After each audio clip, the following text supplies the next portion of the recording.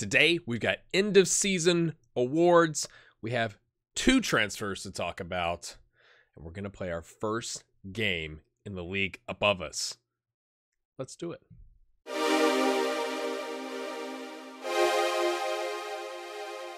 So this is going to be a little choppy because I've got, I have a save file where we stopped right when the end of season awards came out, and then I've obviously gone on ahead on the normal file and done transfers and stuff like that. So this is your last chance to leave a comment as to who you think the player of the season, the young player of the season, and the signing of the season are. So if you need to pause, you can pause the video, and then we'll go take a look in 3, a 2, a 1. Here we go. Player of the season, Stuart Redmond. 76%, my friends. A little surprising. Not gonna lie, a little surprising to me. We'll take a look at the stats. With Garcia and Jenkins with 12% and 8%. I mean, that's what? That's 20%, that's 96, so somebody must have been 4th with 4% or less. Garcia with the signing of the season, I think that's fair. And then Barra as the young player of the season, which is also a little surprising to me because he broke his leg. We'll take a look at the overall stats. As you can see, this is kind of like the team of the season. Barra, Garcia, Hernandez, Redmond, Charles, Hanley, which is kind of interesting. Jenkins, Morgan, Acuna, and Fonseca, and with Eck between the sticks. 52% full in our new stadium. So that looks better, I guess, from a metric standpoint, even though we were pulling in, I think, more people in the last stadium. But I mean, at our level, that kind of makes sense. Knocked out in the group stage of the Alaska Airlines Cup, but the board don't care. Finished 3rd and went up to the NASL Division One, and obviously we lost. Of course we did in the first round of the Lamar Hunt US Open Cup. So maybe we can fix that this coming season. I've already done all this, so you don't need to really kind of see this. These are all trials. You're like, wow, look at all that. It's just trials. Don't worry. Looking at the stats, though, this is what's kind of interesting to me. Stuart Redmond, I mean, to be fair, 737 average rating, over 41 starts and a sub, 13 goals and 8 assists. I mean, I'm not saying he's bad. I obviously think he's very good. He's one of the best players on the team. But 23 goals and 4 assists? That's being involved in 27 different goals versus 21. Now, the rating was slightly less, but he played 2 more games. He started 2 more games. I'm just saying, he's got 59 more minutes. I love the minutes thing. I'm a big fan of looking at minutes. I think you could say Barra, okay, 14 and 6 on 28 starts, 5 subs, 2,150 minutes. That's significantly less minutes, and that's a lot of goals. So, like, okay, I could see that being like young player of the season, especially considering he's 19 and these guys are 27, 29. They'll qualify. So that makes sense in that vein, but it's also like, I don't know, it just surprises me a little bit. This also surprises me that 9 starts and 9 subs. I felt like Francesco here started a little strong and then kind of fell off. But we did bring Barra back and kind of rotate him in, so maybe that has something to do with it. And then down here, look at this, right? 10 assists for Brett Hanley, who really, we played a lot at the beginning of the season and then kind of didn't play as much.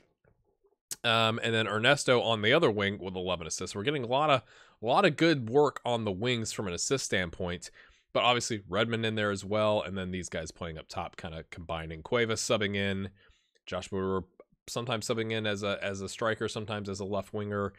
And then it kind of falls off as you might expect. So that's, I think that's quite interesting. And let's hop forward now and take a look at our 2. I already told you. I don't know if that's like, I shouldn't have told you because it doesn't make it as interesting, but we've got 2 different signings, and let's take a look. All right, my friends, we do have, it could be 3. We have a contract offer out for Charles Del Rosario because we do have the wage budget. So I heard the comments. We had several people say, like, go with the youth, and I agree. It's just this guy has a 100 rating, and you kind of have to sign people when they've got a 100 scout rating. But it's not that I'm not happy with John Morgan or Acuna or Danilo or the guys we've had in the back line. It's just he has a 100 rating. Now, granted, our scouts are pretty god-awful. So we've... do I click change? We've ordered him 375. Okay.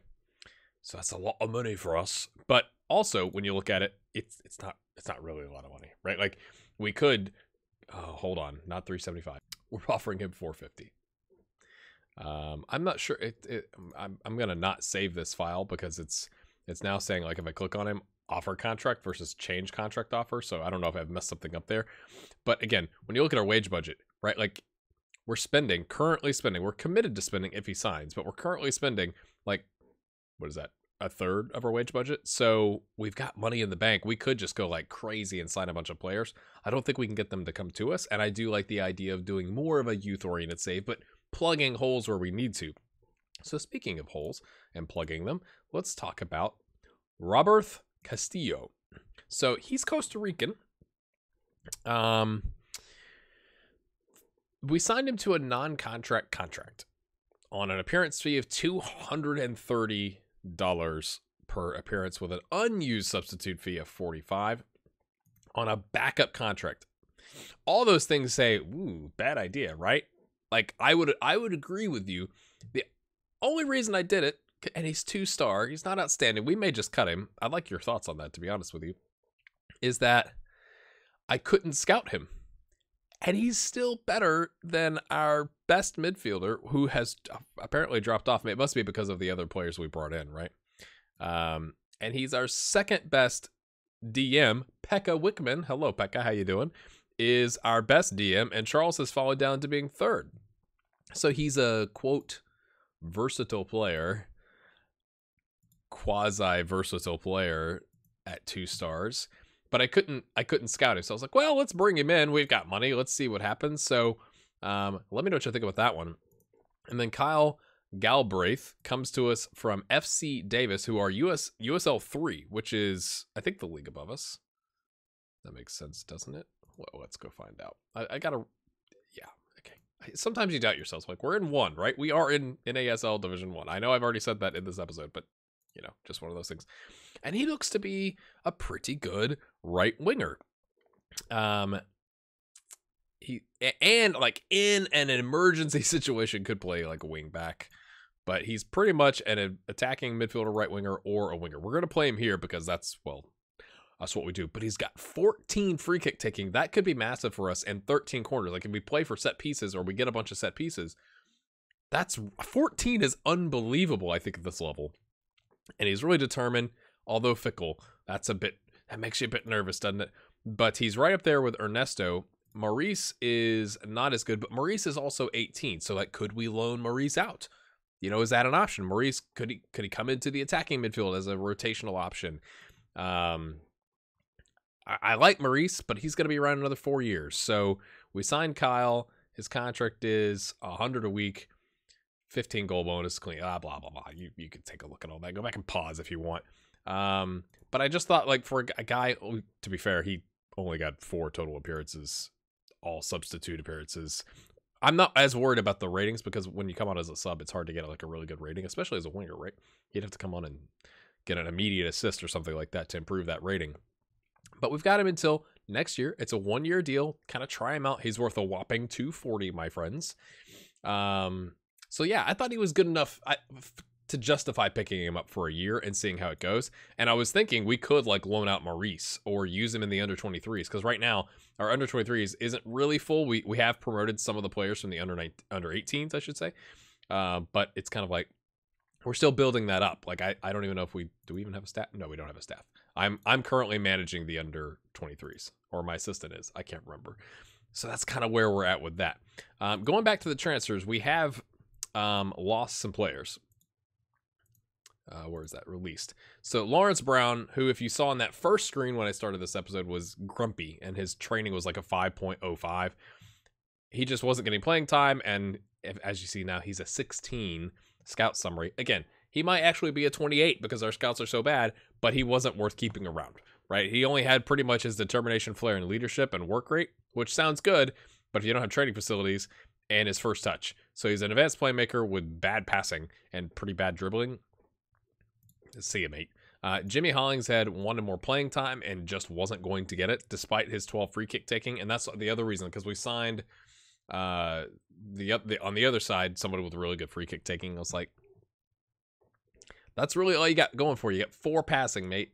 you know, and it's a 7. He's a 7, my friends. To be fair, he gave us 30 really good games, right? Like last season, only 4 starts, right? We had Ortega up there, and then this one kind of makes me sad. The rating though, right? Daniel the Surgeon Spurgeon, with his one historic moment for us 2 seasons ago, with that goal that everyone remembers, just the laser beam. But he's just not very good. So we've lost those players.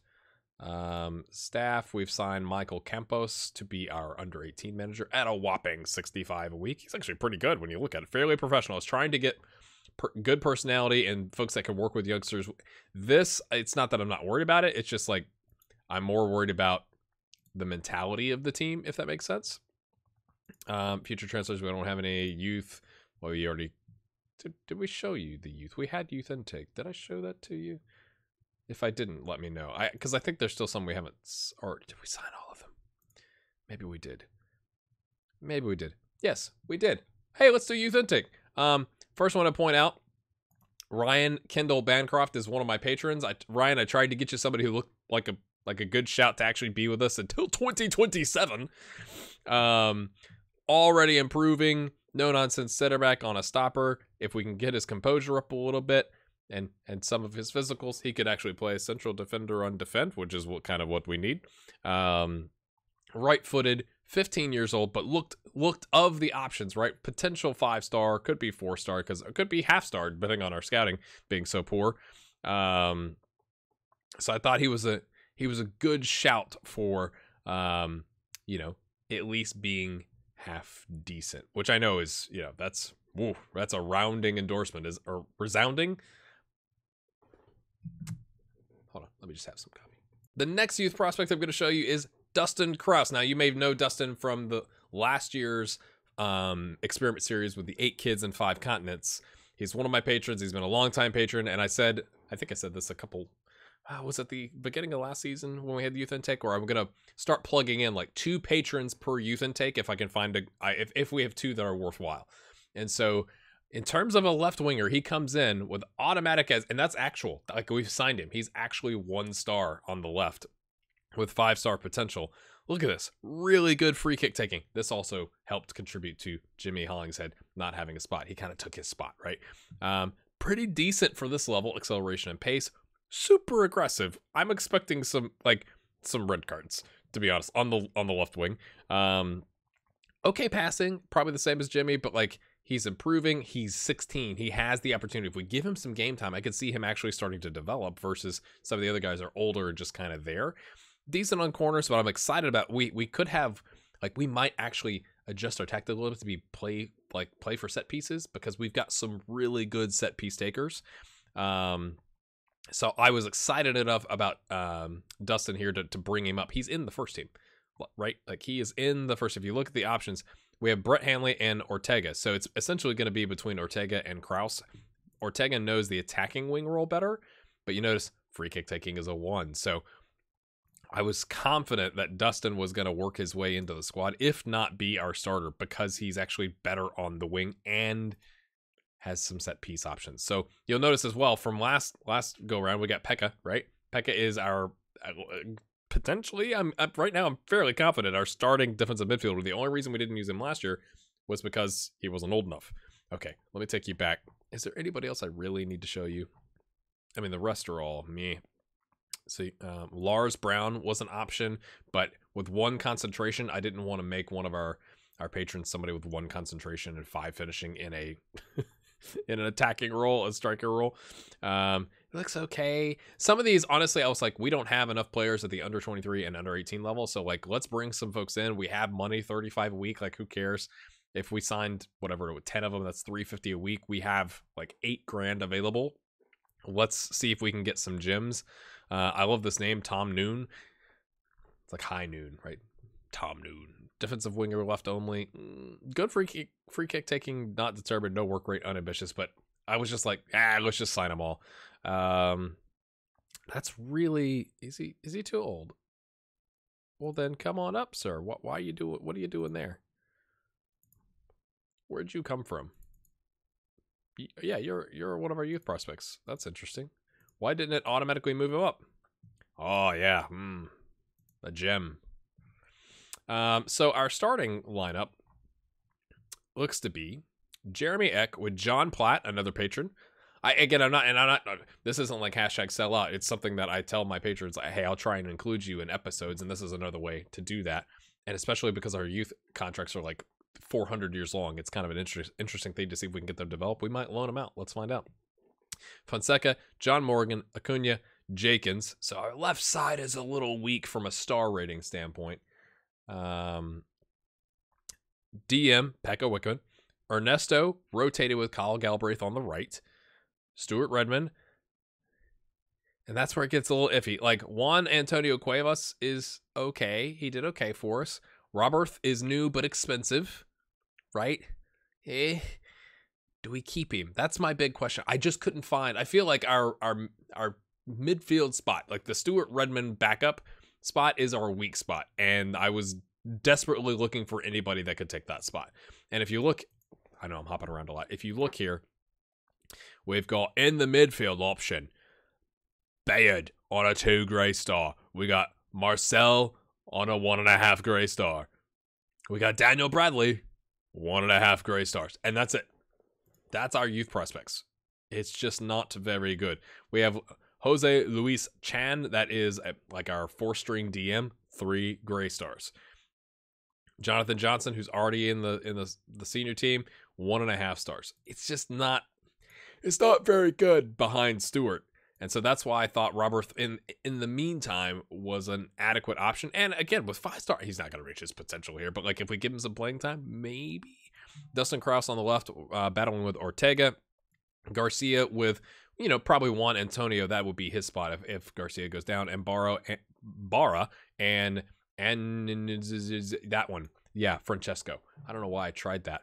Okay. I'm sure there's things that I've neglected to show you that you're wanting to see. Let me know that. But let me show you our preseason here.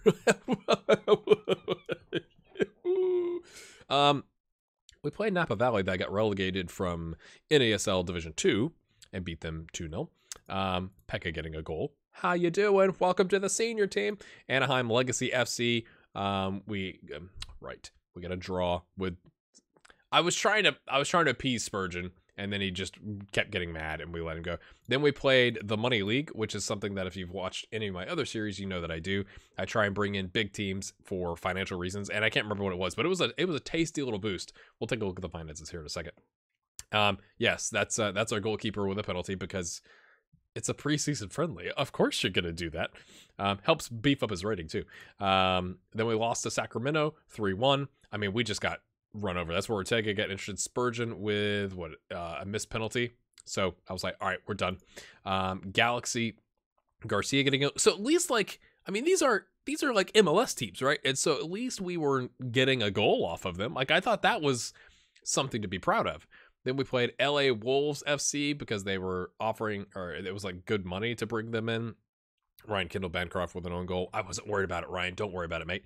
Then we played FC Davis, which, did they get promoted? Yeah, they are in USL 3. They didn't get promoted. They were already there. And I was really encouraged, right? 3-1, Garcia with a brace with a penalty, Redmond with an early goal. Now, I know it's friendlies, but hey, And then we played USC, the University of Southern California, and we lost 1-0 against a sellout crowd because they bring in the big crowds. It's all college students, I'm sure.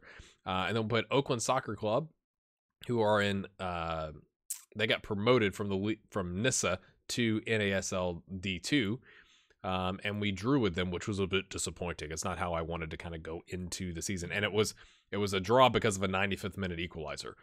So, my friends, that's what's going on there. We take on Fort Pitt today. I am going to show you, because this is like our first game. I'm going to show you Fort Pitt in league play, and then the next episode will be Lane United. We got to learn all these clubs. Lane United in the Lamar Hunt US Open Cup.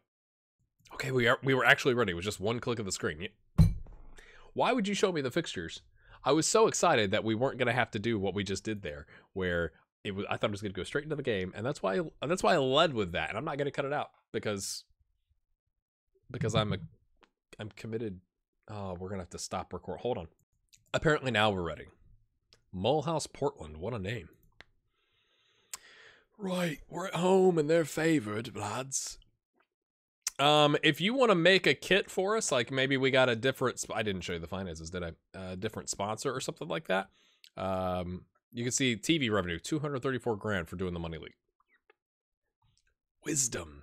Sponsors, not great. But if you if you're in the kit making business, I'm totally open to changing that. So feel free to, you know, send me a DM or tweet at me or join the Discord and send me a message or something like that. We're gonna go how we've gone and just see how it goes. I'm a tad nervous, lads. I mean, Dustin Krause getting his number 16, mate. Yeah, because you're 16. That makes sense. I'm a tad nervous to see how this goes. Because in one vein, a lot of times, like, I feel like at the lower leagues in a multi-tiered system, like if you have some good players on good contracts, we're gonna do key highlights today. You can kind of, you know, like build momentum and rise through like 2 leagues at once, not at once, but you know what I'm saying, like with the same set of players, so before you have to reload. So it kind of depends on how this goes. I at one point looked at what Fort Pitt did last year, but I don't remember what it was. Let's watch this highlight and then I'll show you. There you go, Jakins. Dustin Krause. I like how it's showing his whole name. It's not D. Krause. It's Dustin Krause. Last season, Fort Pitt. Okay, they're on a downward trajectory, 6th to 14th. So, you know, this is a decent opportunity to get off to a good start. Yeah, a good offside line, boys. Right? If we could, if they're on a downward trajectory, right? We don't need to watch that. Then maybe we're on the upward trend. We get promoted and we, you know, we're FC Cincinnati getting a draw against Atlanta United. We're gonna print T-shirts that say "First Point, NASL Division One." What do you guys do? What FC Cincinnati? Come on. Were you that surprised? Garcia plays it back. Ernesto. Stuart Redmond. I'm curious why Redmond is now like 2.5 star. Print the T-shirts, my friend. Cesar Barra, first goal of the NASL Division One season, printed on a T-shirt. It's going in the club shop right there. That club shop down. Yep, yeah, the red building. We're gonna see it again because we're gonna watch our first goal. That was lovely. Plays him in. Hernandez makes it. That's the club shop. It's gonna be hanging right there. $30. We're printing them right now. You know, that's what the windows are for. You can actually, it's like a little workshop. You can kind of see inside the workshop. Dare we demand more? Oh, we've focused our goalkeeper. That's always good. Pekka, I like it. Garcia, okay, we've motivated it, or he's motivated on his own. My friends, we are up 1-0. Come on, boys. They look a little, okay, maybe not as much as I was expecting. I'm just saying, it's looking pretty good. 4 shots to 4, but none on target for them. We had all the on target shots. You did well. Your efforts were excellent. I concur. Leave it be. Off we go. Jakins. Oh, cheeky little pass there. I like it. I like it. It's confidence, showing confidence. They're bringing on a new winger early. All right, because he's on a 6.4. Uh-oh, Valdez. Oh, Eck just maintains his position. He's got his sticky gloves on. Collects it. It's Dustin Krause. What's he got? Come on, Dustin. Oh, come on, Barry. That was perfect. He played it so you could run onto it. That was disappointing. Okay, that was a nice ball into space for Hernandez, who chips it to nobody, and then... Is that the level? I guess that's still the level we're at. We're pretty far down there, I guess. Again, the T-shirts. If you're not with me, that's a T-shirt. That's a screen printing machine. Leave it. Dustin, you got to play better, mate. You're on a 6.4. You do have competition, my friend. Oh, Pekka's picked up a yellow or DM. We don't really have somebody that can play in your spot. So I guess you're kind of good for now. Garcia not tearing it up per se.